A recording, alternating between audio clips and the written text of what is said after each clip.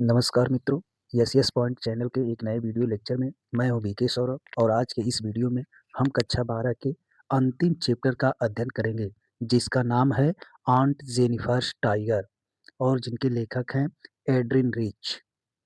चलिए अपने चैप्टर पर को स्टार्ट करने से पहले मैं आपसे एक छोटा सा प्रॉमिस करता हूं कि जब ये वीडियो लेक्चर समाप्त होगा तो आपके लिए यह एकदम धुआं होने वाला है, यानी आज के बाद आपको इस चैप्टर में कोई भी डाउट नहीं रहेगा।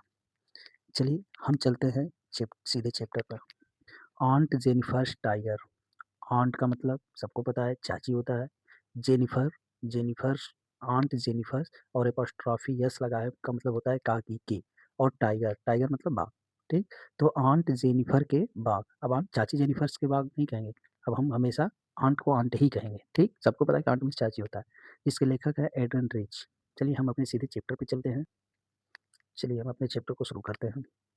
जैसा कि आपको पता है कि आंट जेनिफर्स टाइगर, इसका मतलब है कि आंट जेनिफर जो हैं वह एक ऊन के कपड़े पर एक टाइगर का चित्र बनाई हैं।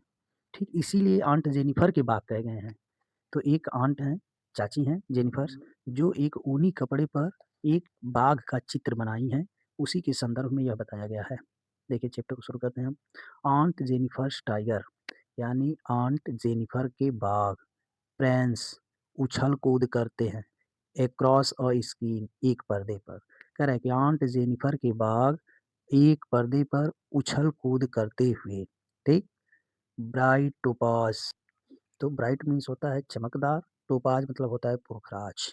ठीक, तो ब्राइट टोपाज यानी चमकदार पुखराज के समान डेनिजेंस निवास करता है ऑफ अ वर्ल्ड एक संसार में ऑफ ग्रीन हरे।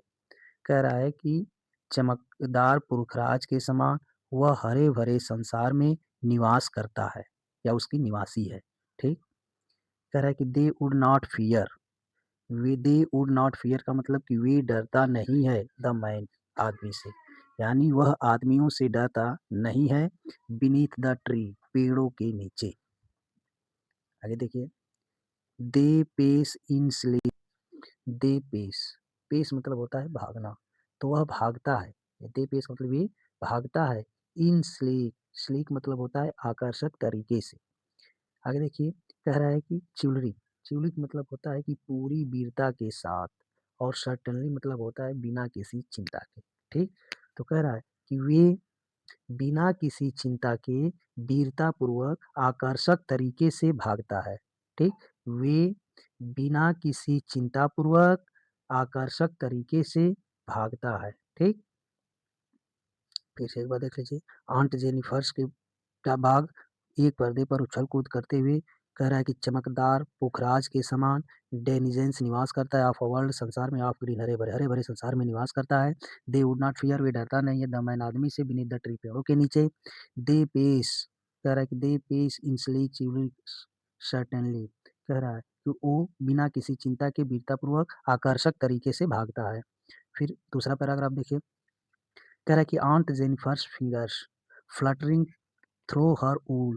देखिए, आंट जेनिफर्स फिंगर्स यानी आंट जेनिफर की उंगलियां फ्लटरिंग फड़फड़ाती हैं थ्रो हर ऊल्स उनकी ऊनों में। कह रहा है कि आंट जेनिफर्स की उंगलियां उनके ऊनों में फड़फड़ा रही हैं।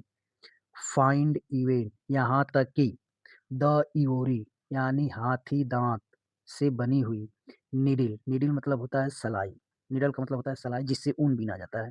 ठीक, तो यहाँ तक कि हाथी दांत से बनी हुई सलाई हार्ड कठिन होता है टू पुल उठाना, यानी ऊन के बीच से उसको उठाना कठिन होता है।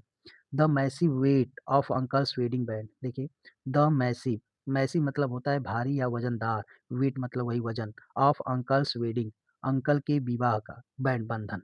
ठीक, sits heavily upon Aunt Jennifer's head, sits बैठता है, हैवली भारी पड़ता है, upon Aunt Jennifer's head Jennifer के हाथों पर या उनके जीवन पर। देखिए कहने का क्या मतलब कि the massive weight of uncle's wedding band, यानी क्योंकि अंकल के जो वैवाहिक बंधन है, ठीक, अंकल के वैवाहिक बंधन जो हैं वह अंकल के वैवाहिक बंधन जो हैं वह भारी पड़ते हैं या वह भारी वजन पड़ते हैं। ठीक, इस पर आंट जेनिफर के जीवन पर भारी पड़ रहा है। देखिए, आंट देखिए अंकल के वैवाहिक बंधन जो हैं मैसिवेट भारी पड़ते हैं या वज़न पड़ता है, ठीक? अंकल के वैवाहिक जीवन जो है उसको भारी वज़न पड़ता है। आंट जेनिफर हैंड्स यानी आंट जेनिफर के जीवन पर या हैंड का मतलब हाथ होता है तो उँगलियाँ उनकी ऊन में फड़फड़ाने तो यहाँ हाथ से नहीं मतलब है, उनके जीवन से मतलब हो जाएगा कि आंट जेनिफर के जीवन पर भारी पड़ रहा है, ठीक? अब अंतिम है आपका पैराग्राफ, कह रहा है कि when Aunt is dead her terrified hand will lie देखिए वहाँ विल दिया है यानी अभी होने की संभावना है। कह रहा है कि जब आंट इज़ डेड जब आंट मर जाएँगी, ठीक? तो हर टेरिफाइड हैंड तो उनका भयानक हाथ विल लाई गिर जाएगा या गिर पड़ेगा, ठीक? तो जब आंट मर जाएँगी तो उनका भयानक हाथ गिर पड़ेगा या गिर जाएगा। स्टिल कह रहा है कि अभी भी, ठीक? अभी भी रिंग अंगीठी पहनी है।